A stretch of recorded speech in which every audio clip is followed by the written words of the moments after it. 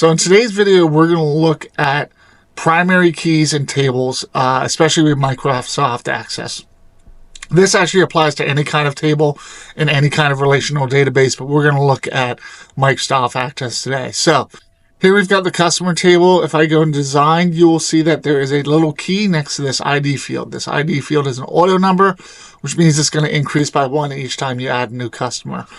You also see that the indexing is set to yes, so that means that it can be searched faster if it's indexed, and no to not allow duplicates. I'm not sure why you would ever have a primary key with duplicates being okay. The whole point of it, unique of a primary key, is that it is going to be unique, so that when you go into this table and you look at all these customers, you know, people's names change, owners change, phone numbers change. This is all fake data, by the way. So you can update this, and the stuff on your, so we use this in the orders table. So if the name of the customer changes and it goes from company AA, you can see that's further down here, company AA, and that company name gets changed, or the, you know, the contact gets changed, we can have that automatically flow to the order table. You can also store, so you can see what they've done here is the customer would update. So if the name of the company changed, it would update. But we still do want to know, even if Karen Toe isn't there anymore, that order went to Karen Toe. So this wouldn't update, but you can have it set up so that it is unique.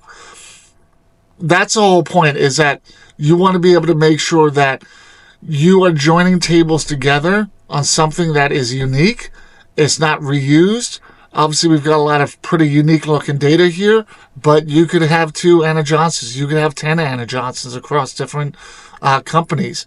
And if you had that and you're joining this on, you know, Johnson, then that's going to create duplicate records in your queries.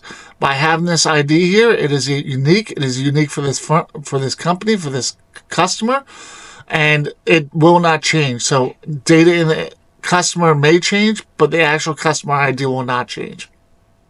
So the primary key is how we recognize that and we store that, and then we want to make sure that duplicates are not being allowed.